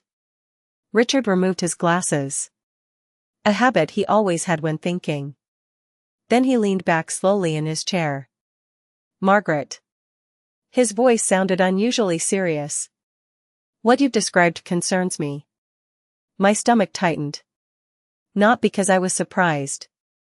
Because hearing another person say it made everything feel real. How concerned? Richard folded his hands together. Barry. The word settled heavily between us. He reviewed the copied signatures first. One page at a time. His expression darkened. Then he examined the authorization forms. Then the insurance correspondence. Finally, he looked up. Did you personally authorize Vanessa to act on your behalf? No. The answer came immediately. Not intentionally. Richard nodded slowly. I believe you. A lump formed in my throat. Such a simple sentence. Yet it nearly broke me. Because lately, nobody seemed to believe me. Not completely. Not even Daniel. Not really.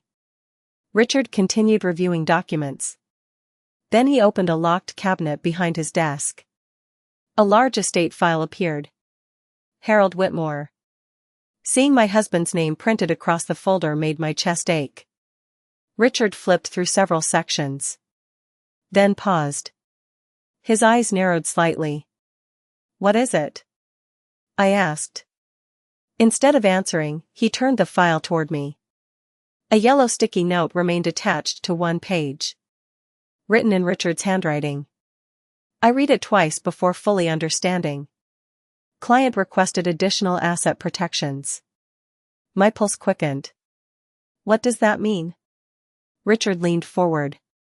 About 2 years ago, Harold requested changes to certain estate documents. I stared at him. Harold never mentioned that. What kind of changes? Richard hesitated. The hesitation frightened me. Then he spoke. Margaret, your husband was concerned someone might eventually try to pressure you regarding the ranch. The office seemed to shrink around me. For several seconds, I couldn't speak. Harold knew. Or at least suspected.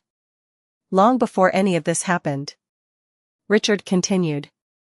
He never accused anyone directly. That sounded like Harold. Careful. Fair. Measured.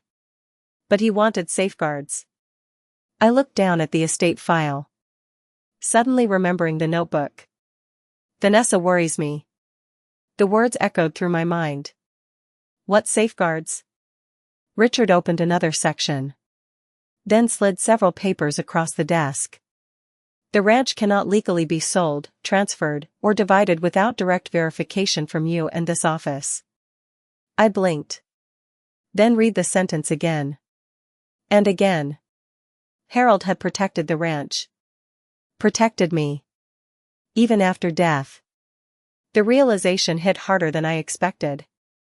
For months, I had felt abandoned. Not by Harold. By circumstance. By grief. By life itself. Now I realized something. Harold hadn't left me defenseless. He had simply prepared for a danger I failed to recognize. Richard watched me quietly. Then said something else. Something even worse. Margaret, there is another reason I'm concerned. I looked up. He opened a correspondence log. The date immediately caught my attention. 2 months earlier. Do you recognize this? My stomach dropped. The inquiry had been submitted under Vanessa's name. Subject, shared ownership options. The exact phrase Greg used. The exact phrase I saw on the legal pad. The exact phrase appearing everywhere. My heartbeat quickened. Richard tapped the document. She contacted this office. The room went silent. About what? Richard met my eyes. About adding her name to portions of the ranch.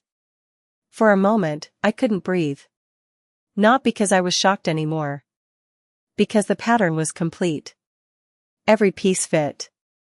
The truck. The signatures. The advisor. The debt. The paperwork. The missing files. The campaign to make me appear forgetful. Everything pointed in the same direction. Ownership. Not just money. Control. Control over the future of the ranch. Control over Harold's legacy. Control over me. Richard closed the file. His expression remained calm. But his eyes were sharp now. Protective. The way a ranch dog watches a stranger near the fence line. Margaret. His voice lowered. I think you're dealing with something far more serious than a missing truck. I already knew. But hearing him say it still hurt. Because once someone else confirms your worst fear, denial becomes impossible. The truth stood fully exposed.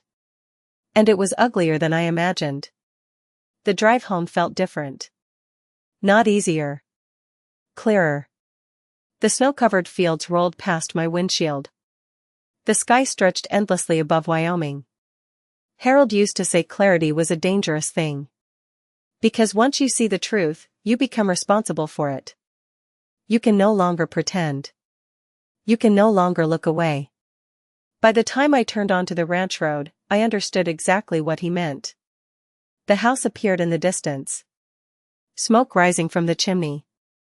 The porch swaying slightly in the wind. From the outside, everything looked normal. Safe. Ordinary. Family. But now I knew something. The danger wasn't outside the house. It was already living inside it. And for the first time since Harold died, I wasn't thinking about how to uncover the truth.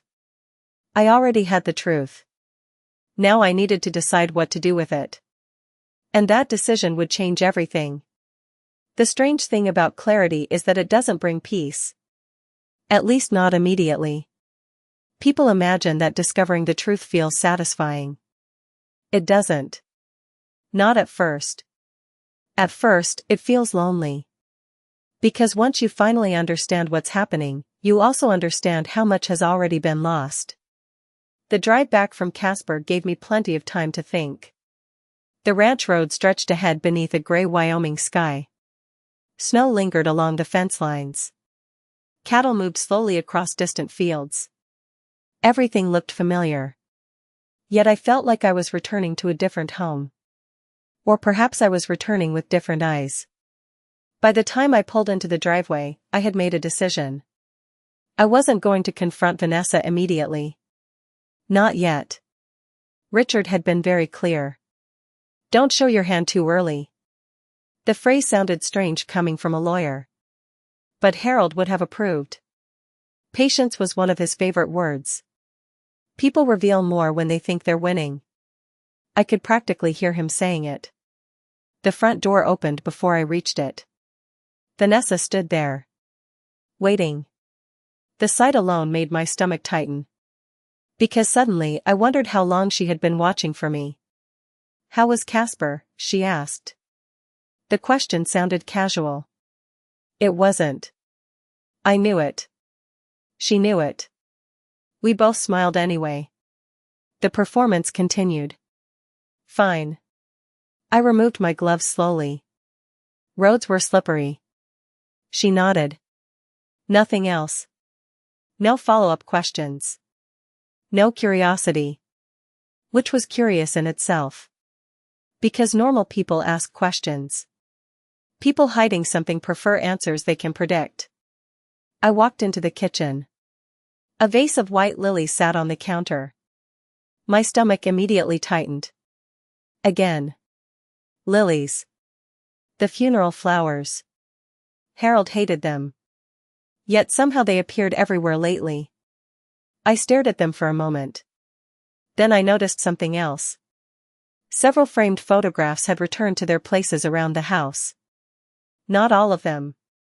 Just enough. Interesting. Very interesting. Vanessa followed my gaze. I thought the house needed a few personal touches again. The explanation came too quickly. As though she had prepared it. As though she knew I would notice. I simply nodded. Inside, something clicked. She was nervous. Not terrified. Not yet. But nervous. The kind of nervous that makes people reverse small decisions. The kind of nervous that appears when they sense movement beneath the surface. I had visited Richard. She didn't know what we discussed. But she knew enough to worry. That evening, Daniel arrived home unusually late. He looked exhausted. More exhausted than I had ever seen him. We sat down for dinner. 3 plates. 3 glasses. 3 people pretending everything was normal. The roast cooled slowly between us. Nobody seemed hungry. Finally, Daniel spoke. "Mom." I looked up. His voice sounded uncertain. Like a child about to confess something. "We should probably talk."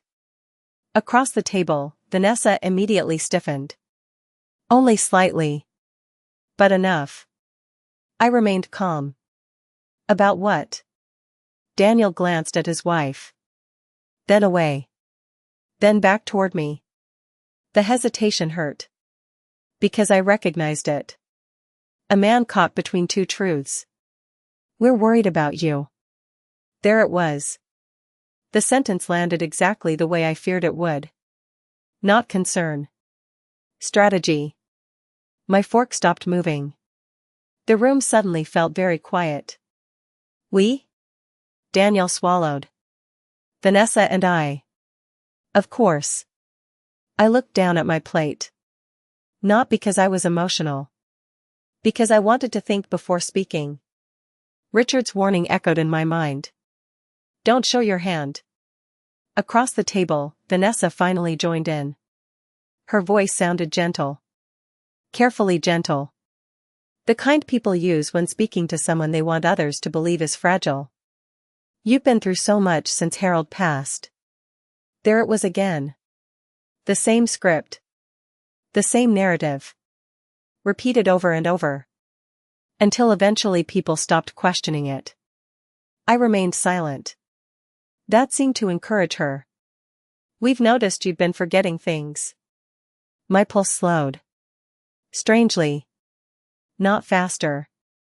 Slower. Because hearing it spoken aloud transformed suspicion into confirmation. This wasn't accidental. This wasn't misunderstanding. This was the story they were building. The story Karen had heard. The story the bank employees seemed to believe.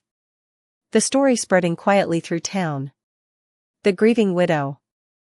The confused widow. The aging widow. The widow who needed help. Daniel rubbed his forehead. Clearly uncomfortable. Good.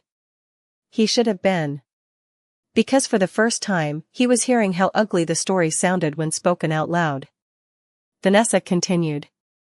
"We're worried all this responsibility is becoming too much."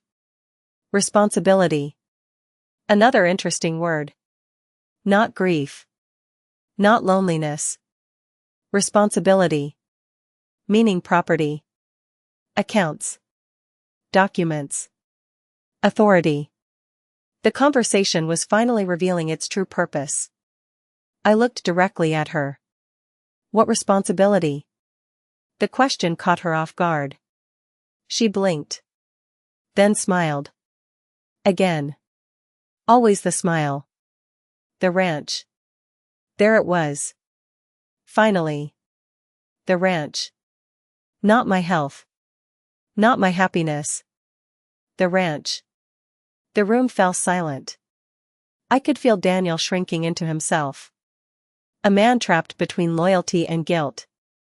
For a brief moment, I felt sorry for him. Then I remembered Harold's truck. The sympathy faded. Vanessa folded her hands together. "We just think it might be time to consider other options." Other options. I almost laughed. Every important betrayal begins with harmless language. Other options. Shared ownership. Long-term planning. Helping. Support. The words change. The goal remains the same. I set down my fork. Carefully. Deliberately. Then I asked, "What options?" Neither of them answered immediately. That silence told me everything. Because real concern comes with answers. Manipulation comes with vagueness. Finally Daniel spoke. His voice barely above a whisper. "Maybe downsizing." The words hurt more than I expected. Not because of the ranch. Because they came from my son. The boy who learned to ride horses here. The boy who buried dogs here. The boy whose father spent 40 years building this place. I looked at him quietly. "Do you want me to leave?" His face immediately crumpled. The reaction was genuine. Painful. Honest. No. The answer came fast. Too fast to be rehearsed. For the first time all evening, I believed him. No. Daniel didn't want me gone. That wasn't the problem. The problem was weakness. Weakness wears different clothes than cruelty. Sometimes it looks kinder. But it causes damage all the same. The conversation ended shortly afterward. Nobody finished dinner. The dishes remained half full. The roast went cold. Outside, snow tapped softly against the windows. An uncomfortable silence settled over the house. Later that night, I sat alone in Harold's office. The notebook rested beside me. His letter remained folded carefully in my pocket. The room smelled faintly of old paper and leather. Comforting smells. Familiar smells. Real smells. Unlike the lilies downstairs. I stared at Harold's desk for a long time. Then my eyes drifted toward a small wooden box near the back corner. I hadn't opened it since his funeral. Inside were odds and ends. Old receipts. Business cards. Photographs. Nothing remarkable. At least that's what I expected. Then I noticed a folded document tucked beneath several papers. My pulse quickened. The paper looked newer. I opened it carefully. Immediately, I recognized the letterhead. Peterson and Hale. Richard's law firm. The date was 18 months old. I read slowly. Then stopped. Then read it again. Because suddenly everything made sense. The document wasn't a legal change. It was a memo. A summary of a meeting. A meeting between Harold and Richard. Near the bottom, one sentence had been underlined by Harold himself. Client requests immediate notification if any family member seeks ownership interest in ranch assets. I stared at the words. Unable to move. Unable to blink. Immediate notification. Any family member. Ownership interest. Harold wasn't guessing. He wasn't being paranoid. He had anticipated this possibility. And suddenly a terrifying thought entered my mind. What if Richard wasn't the first person Vanessa had contacted? What if she had already tried elsewhere? What if Greg wasn't helping her plan? What if Greg was helping her recover from a failed attempt? The realization sent a chill through me. Because if that was true, the situation was bigger than I thought. Much bigger. I folded the document carefully. Placed it beside the others. Then looked toward the dark window overlooking the pasture. Snow drifted beneath the moonlight. The garage remained empty. The ranch remained quiet. But inside that quiet, something had changed. For months, Vanessa had controlled the narrative. She had controlled the conversations. The assumptions. The perception. Now that control was slipping. And deep down, I think she knew it. Because people can sense when the ground beneath them begins to shift. Even before it cracks. And tomorrow, for the first time since this nightmare began, I intended to make it crack. The next morning, I woke before dawn. Not because I couldn't sleep. Because I finally knew what I needed to do. 4 months, I had been reacting. Then I had been investigating. Now it was time to act. Outside, the Wyoming sky was still dark. The pasture stretched beyond the kitchen window in shades of blue and black. Snow lingered along the fence lines, though patches of earth had begun appearing beneath the thaw. Spring was coming. Slowly. Reluctantly. The way healing often does. I stood at the sink with a cup of coffee and watched the first hint of daylight touch the horizon. Then I picked up the phone. Richard answered on the second ring. I was expecting your call. I almost smiled. That sounded exactly like him. Calm. Prepared. Never surprised. Good morning, Richard. Good morning, Margaret. His voice grew more serious. Are you ready? I looked toward Harold's office. Toward the stack of documents waiting on his desk. Toward the evidence. Toward the truth. Yes. The answer felt steady. For the first time in a very long time. Richard arranged a formal meeting for the following afternoon. Not at the ranch. Not in town. At his office. Neutral ground. Professional ground. A place where facts mattered more than feelings. A place where stories either survived evidence or collapsed beneath it. I spent the rest of the morning gathering documents. The copied signatures. The insurance records. The authorization forms. Harold's notes. The correspondence log. Everything. Every piece. Every detail. Every quiet little clue that had seemed insignificant when viewed alone. Together they formed a picture. And that picture was ugly. Around noon, Daniel came home. Unexpectedly. The moment he walked into Harold's office, he stopped. The evidence covered the desk. Folders. Statements. Copies. Photographs. His eyes moved from one document to another. Then finally settled on me. What is all this? His voice sounded tired. Not defensive. Just tired. I looked at my son for a long moment. The little boy who used to chase calves through muddy pastures. The teenager who learned to drive in Harold's truck.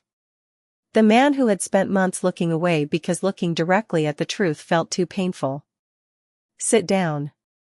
He obeyed. Slowly. I handed him the copied signatures first. The color drained from his face almost immediately. What is this? I think you know. Daniel stared at the pages. One. Then another. Then another. His hands began shaking. No. The word escaped before he could stop it. No. Not denial. Hope. The desperate hope that reality wasn't what it appeared to be.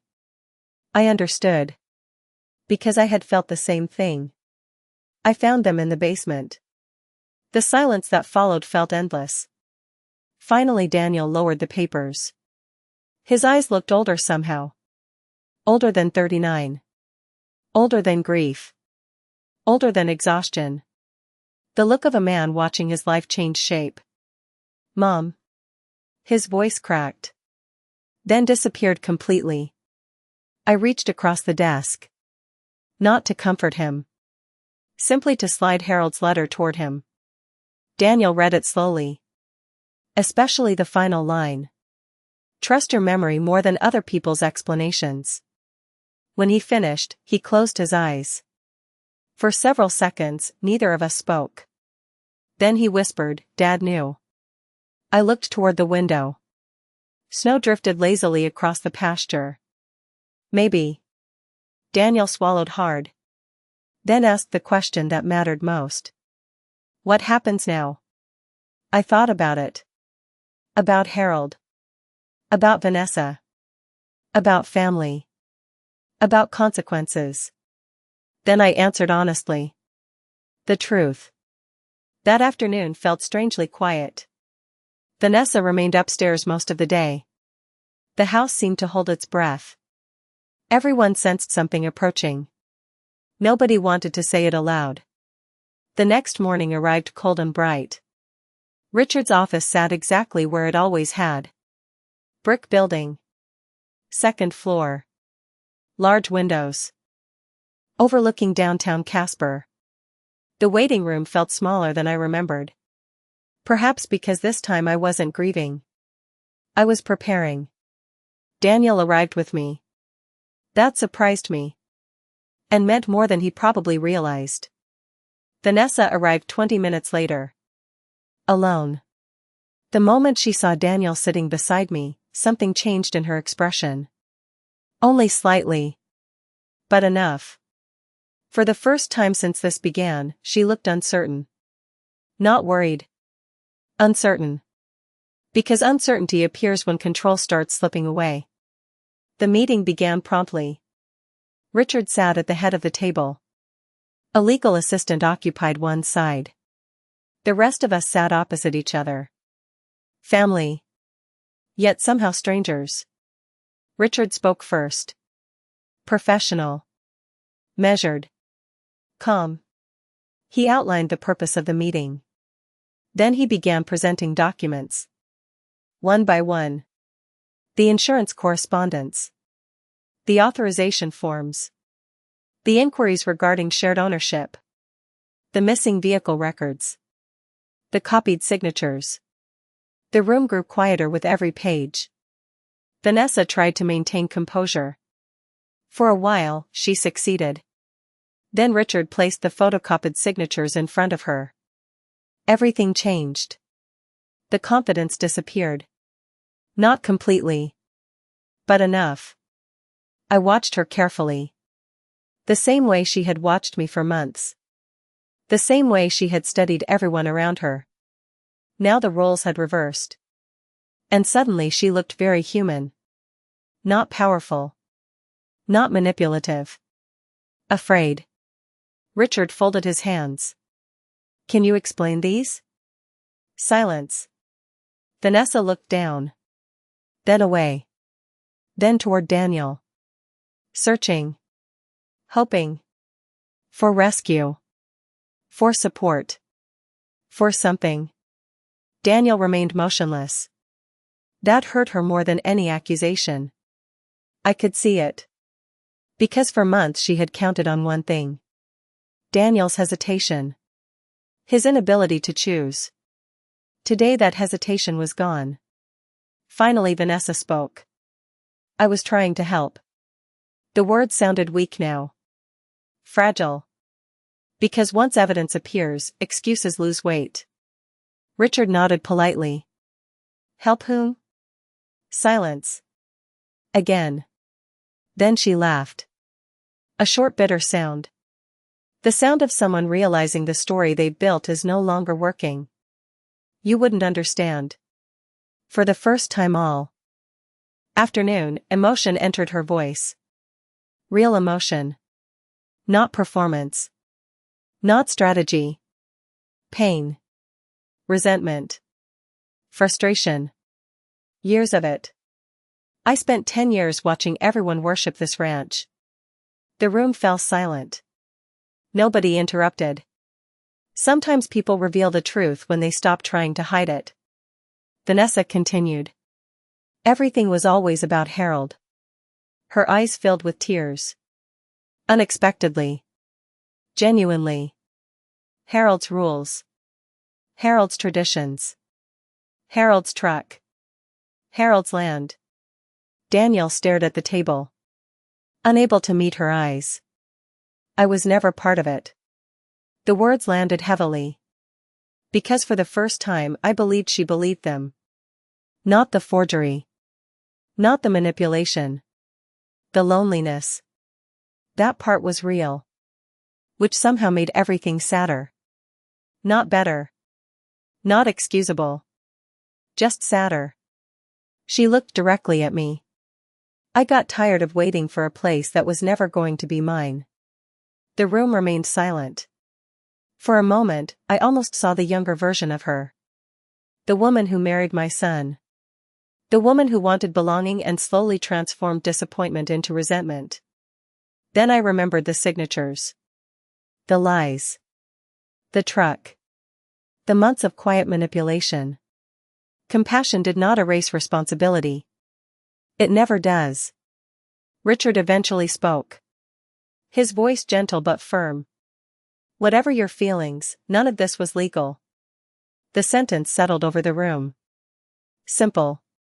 Final. True. For several seconds nobody moved. Then Daniel finally looked at his wife. The expression on his face broke my heart. Because grief wasn't only mine anymore. He had lost something too. Trust. And trust rarely returns once it's broken. I can't do this anymore. His voice barely rose above a whisper. Vanessa stared at him. The words clearly hurt. But not as much as the silence that followed. Because deep down, she already knew. The story was over. The truth had arrived. And truth leaves very little room for performance. When the meeting finally ended, nobody celebrated. There was no victory. No triumph. Only exhaustion. The kind that follows long winters. The kind that follows heartbreak. The kind that follows finally seeing people exactly as they are. As Daniel and I walked toward the parking lot, snowflakes drifted softly through the afternoon air. Neither of us spoke for several minutes.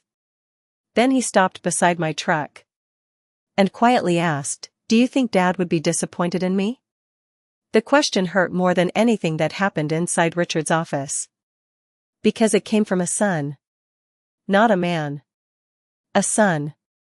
I looked at him carefully. Then toward the distant mountains beyond town. Finally I answered. "I think your father would want to know what you do next." Daniel lowered his head. The answer wasn't comfort. It wasn't forgiveness. It was something harder. Responsibility. And for the first time since Harold died, I believed my son was finally ready to carry it. As we drove back toward the ranch, I looked out across the Wyoming landscape. The snow. The fields. The open sky. For months, I thought this story was about a truck. Then I thought it was about money. Then ownership. Then control. I finally understood the truth. It had always been about something much simpler. Who gets to decide whether an old woman still matters? And after today, I knew one thing with absolute certainty. That decision belonged to me. Spring arrived slowly in Wyoming. The snow did not disappear overnight. It never does. Instead, winter loosened its grip one day at a time. The drifts along the fence lines shrank. The frozen creek began moving again. The fields turned from white to brown, then from brown to green. Life returned gradually. The same way healing does. Not all at once. Not dramatically. Quietly.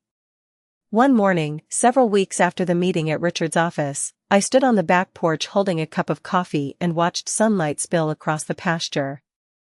For the first time in nearly a year, the ranch felt like mine again.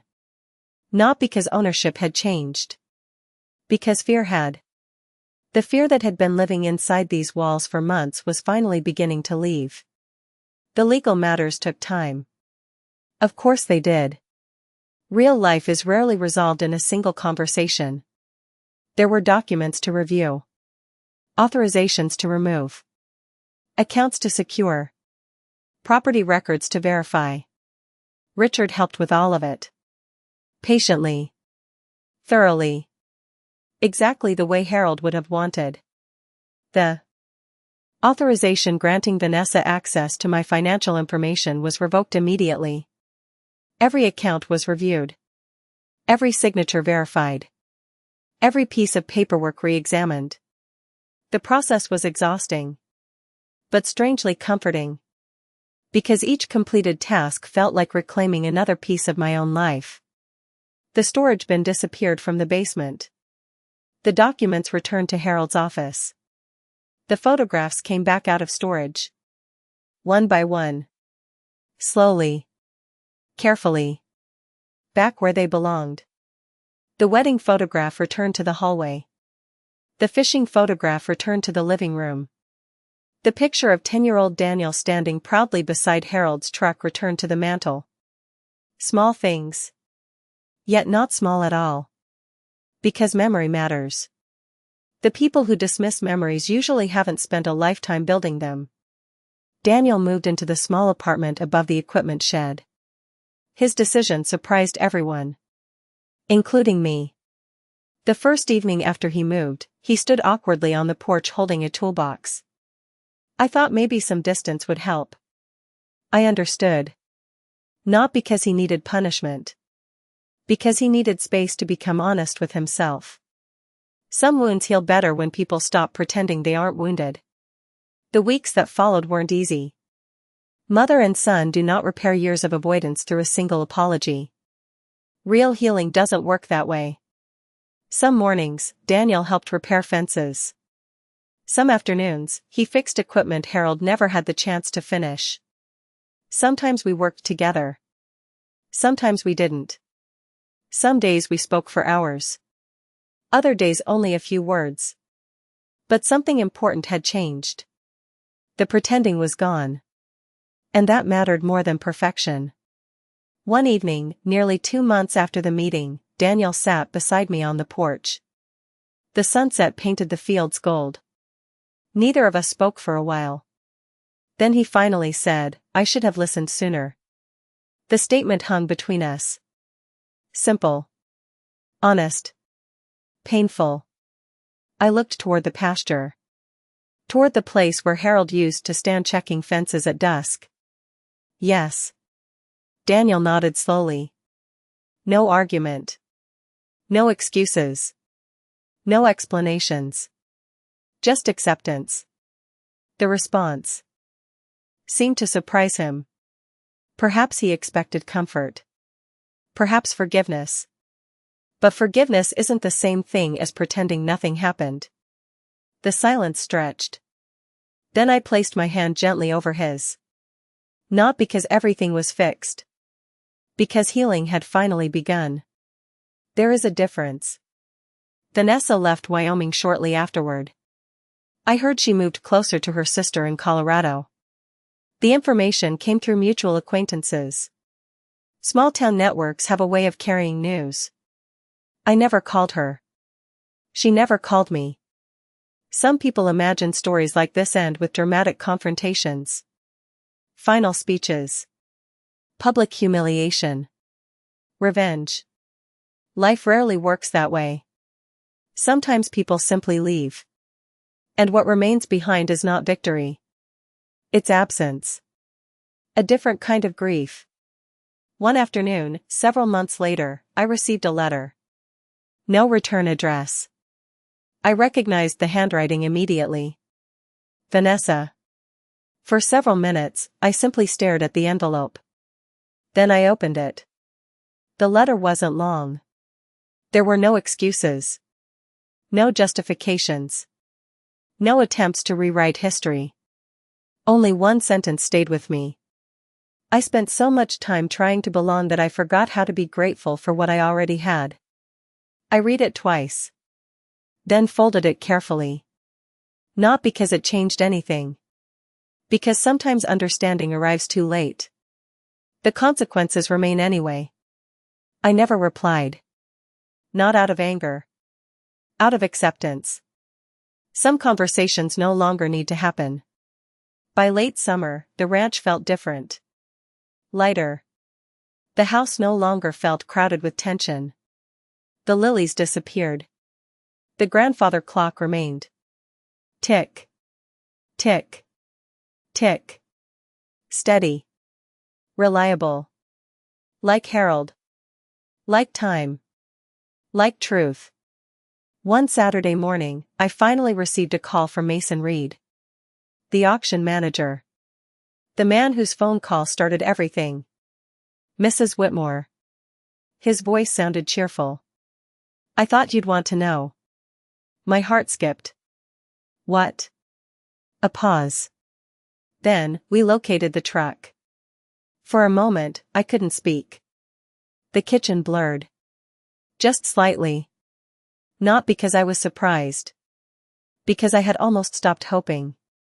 The legal freeze Richard requested months earlier had prevented the final transfer.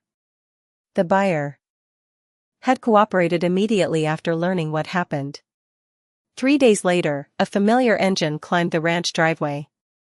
The sound reached me before I saw it. Low. Steady. Unmistakable. I stepped onto the porch. My breath caught. Harold's truck.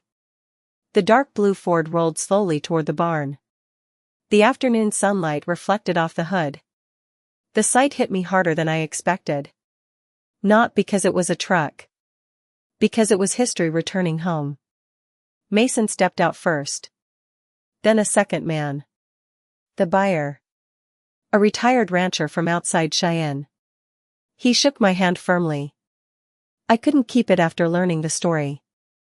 His voice sounded sincere. I'm sorry for what happened. I thanked him. Not because he returned the truck. Because kindness still existed.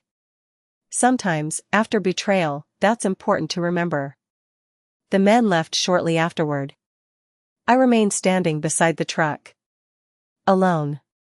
The wind moved softly through the pasture grass. For several minutes, I simply rested my hand against the driver's door. Then I opened it. The familiar smell immediately returned. Leather. Dust. Motor oil. Sun-warmed vinyl. Harold. Not literally. But close enough. The fishing hat still sat on the dashboard. Exactly where he left it. I climbed into the driver's seat. My hands rested lightly on the steering wheel. For one impossible second, I could almost hear him beside me. Almost. The grief returned. Not sharp. Not devastating. Gentle. Like an old song. A reminder rather than a wound. I started the engine. The truck rumbled to life. Deep. Familiar. Steady. Tears filled my eyes. Not because I was sad. Because something had come full circle. Months earlier, I thought losing the truck was the worst part. I was wrong. The worst part wasn't losing a vehicle.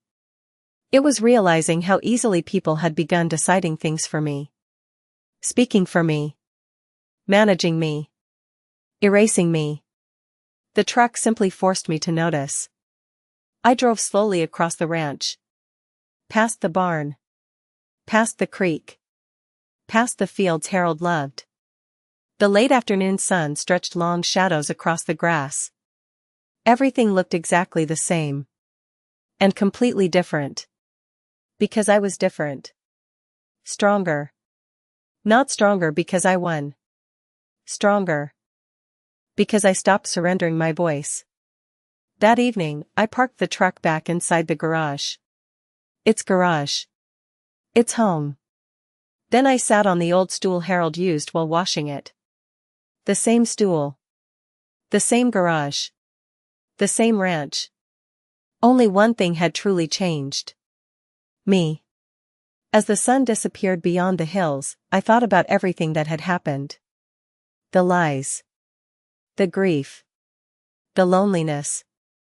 The betrayal. The fear. And the truth that eventually emerged.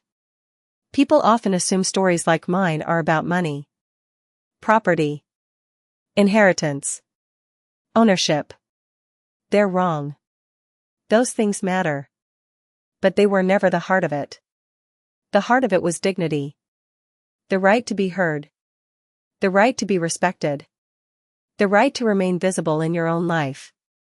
Especially when you're older. Especially when people begin mistaking grief for weakness. The truck was never just a truck. The ranch was never just land. And I was never just an old widow people could quietly move aside. The stars appeared slowly above the Wyoming sky. The grandfather clock ticked somewhere inside the house.